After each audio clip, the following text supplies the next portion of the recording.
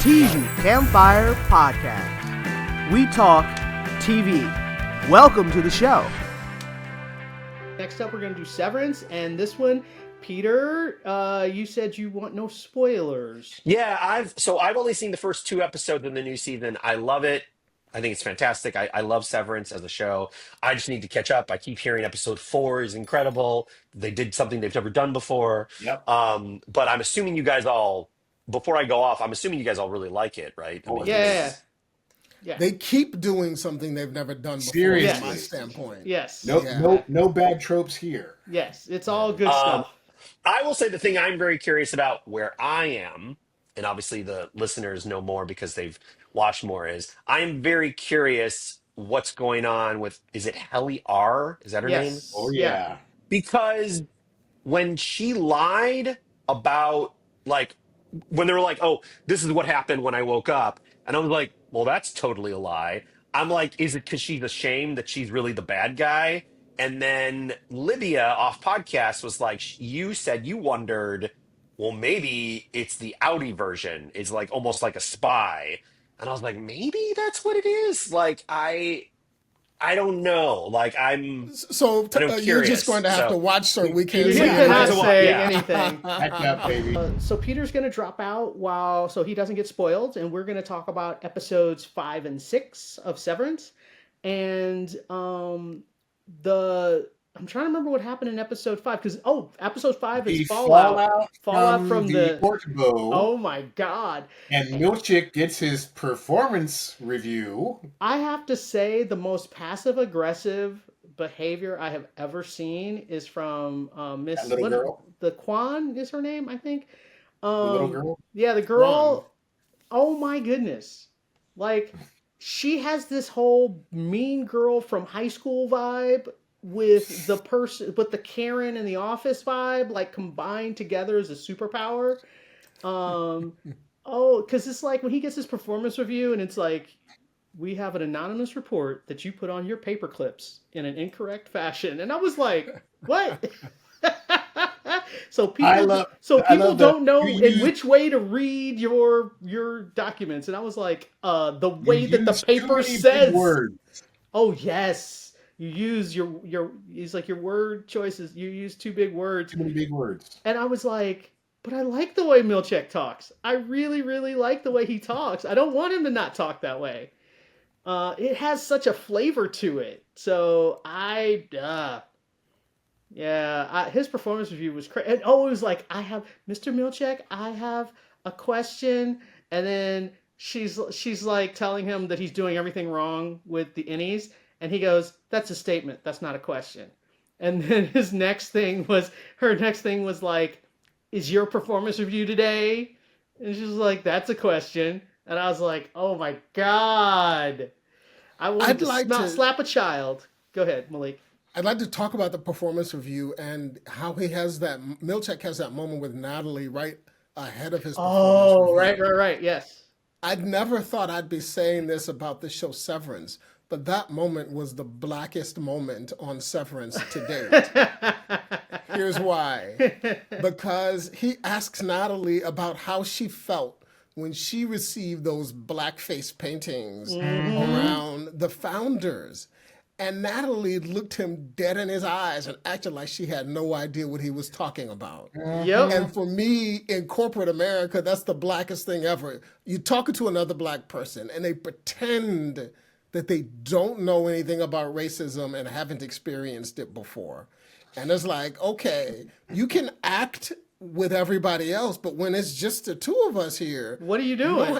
you don't have to act like that. So I just loved that he was trying to have that one-on-one, hey, just between the two of us, just family, let's talk about how you felt. And she just cold fronted on him. It was like, I don't know what you're talking about. Well, the only thing I was wondering about, because I get what you're saying, but I was also wondering, like, she knew that his performance review was bad. And she's like, if I'm going to ally myself with somebody, it's not going to be with this dude. He's about to get out of here.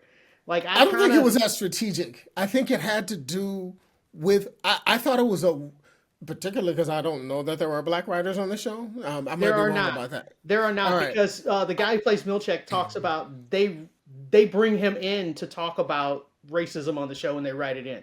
Okay, because that scene to me is not about her being strategic. It's about her unwillingness. And it's about in corporate America how dangerous it is To have to that discussion. accept that you're black and that affects your experience in this organization. I think that's what that was about, and I think it was done wonderfully. Yeah. Yeah. For more details, watch the evening news.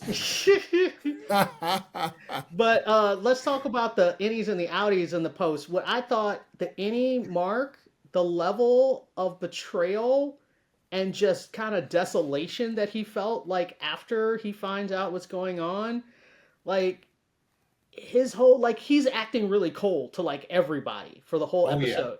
And I was like, what did like I kind of get like he doesn't know what to say, but what I liked is when he finally exploded at the end of the episode and he basically said nothing matters. Nothing we do matters because all our plans, I told my whole plan to the spy, and that means they know everything we're trying to do. They know all our plans. There's no point.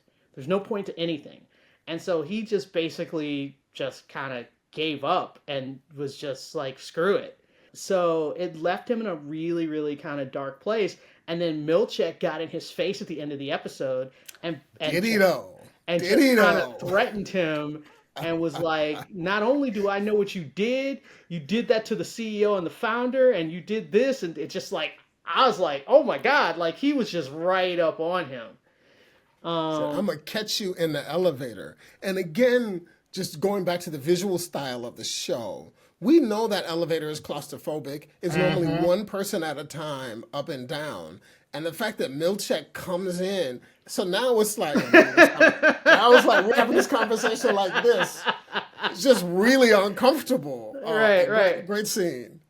The things I thought were really interesting in episode 5, which was mostly about the fallout, is we find out that Audi Irving, basically sees a car trailing him, and he's talking to somebody mysterious, and he thinks he's being trailed, and it turns out it's Audi Bert, who saw him, hovering outside the house, and invites him over to meet his partner. Husband, yeah. Husband. And Annie Irving left a big old clue behind a painting. Oh, hang in there. No, the drawing of the hallway. Right, but it was behind the painting that says "hang in there." Right, behind the hang in there painting. Yeah, that's the right. hang in there that he says was a clue. Moving ahead. I want to talk. I want to get into the whole dinner at Bert's house real quick. Who they cast to be the husband for Irving was perfect. I love. I was like, who do you have that could be at this caliber and like have like this is like a triangle sort of thing, and all the information that they're like kind of bandying about in the whole Attila the Hun thing. Instead of calling your significant other Hun, we call him Attila, and that has some really dark undertones because he was like, there's no way I'm getting to heaven, so I'm going to get severed so that part of me can go to heaven. And I was like, what kind of dirty did you do that you're absolutely certain that you're not getting into heaven?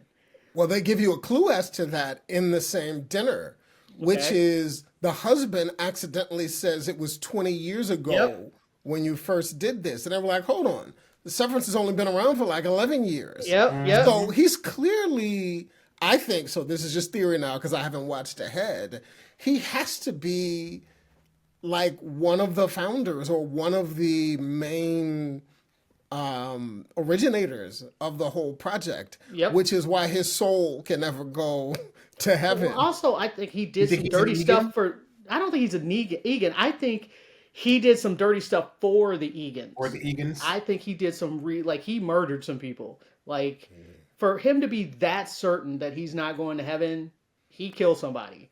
And so I think that the contrast between his Audi and I loved Annie Burt.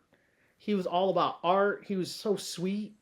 And that bird is gone and all we have is this guy, because also we know that the company Lumen broke into Irving's apartment And I think that's why he got invited to dinner, to get him out of the apartment so that he could snoop. So he's working with them. And I was like, oh man, Audie Bird is evil. Like, it's It making me makes it sad. interesting. It Makes does, it but it makes me interesting sad because too. it's a more complicated love story, It essentially. is. It is. It Yeah. is. And I was wondering if they were going to become a throuple by the that's end of what the I was show. thinking too, because there was some hard flirting happening. I was like, There oh my was god, there's a lot a lot of happening in cuckoo this eyes. scene.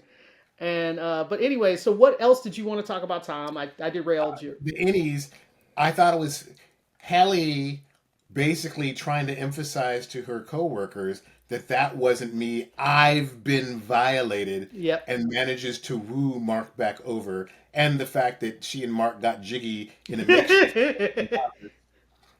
I have to give them Mark did a points lot of play on this. because I couldn't figure out where they were going to go. And then when they went in that conference room, I was like, those windows, there's a whole wall of windows. What are you doing? But then when they did, I was like, oh, that's pretty good. I liked it.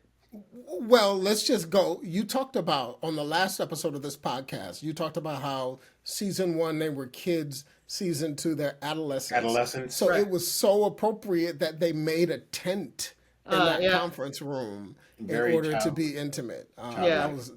That was very cool. The moment that kind of broke my heart, though, Dylan's visit with his Audi wife, Yeah. and then It's like- she, then when he's Audi, she totally lies to him Because she's cheating. She knows she's cheating. 'Cause Well, she- that is so interesting that essentially the Annie should be with the Audi's wife. They are meant for each other. right. She appreciates him in a way she does not appreciate her Audi husband. Correct. So yes, she's cheating, but it's almost like that part of your spirit that I appreciate and who values me, I don't have access to him. Right. But she, And but she, meanwhile, Mark, because he's undergone the integration thing, Oh my God, his head and is hasn't told exploding. his sister what's going on, and is flashing between. They're not realities, but flashing between work and home. That's just great. The editors on this show deserve All the points. an Emmy. 'Cause Yeah, but I was also what they're going to say doing Helena's amazing. obsession with Mark is super creepy. Her showing up at that restaurant was not a mistake. She did that very much on purpose. And Yeah. I think she's obsessed with him. And so she's trying to be around him. And it's just like, dude. she's obsessed with him in a couple of ways. So that's not all personal. There is a Yes. strategic Business aspect. component. There's a bunch of ways she's obsessed with him, but a lot of it too is she initiated that sexual act with him in the other tent, and she did it not necessarily to maintain her, because the only time she was ever honest with him was while they were having sex, and she actually said a real honest thing to him.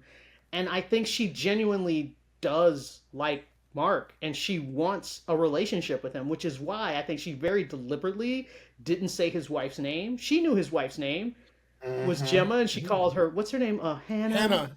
And She I called was her like, Hannah, yeah. I was like, you know her name is Gemma. Look at you trying to throw shade. So Before we run out of time here, it's something I have to say, Go ahead. which is also something I did not ever expect to say watching this show, Severance. Episode 6 was the first time I was rooting for Milchek. And I'll tell you the moment where that happened, when he was in the room practicing with his paper clips, Yep. and then he went to the mirror to practice using shorter words. He says the long version of, her being childish or immature. childish folly. Yes, and then he shortened it to, you need to grow up. And then I, watching this episode by myself, started cheering out loud. I was like, say grow. Say grow. Say grow.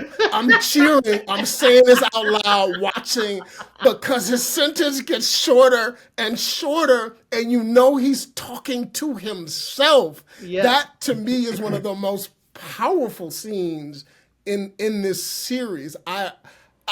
I mean, I love so much about the series, but I'm literally sitting by myself watching this and yelling at the screen, telling him to say grow. And then he finally says grow. And I felt so satisfied. I needed a cigarette.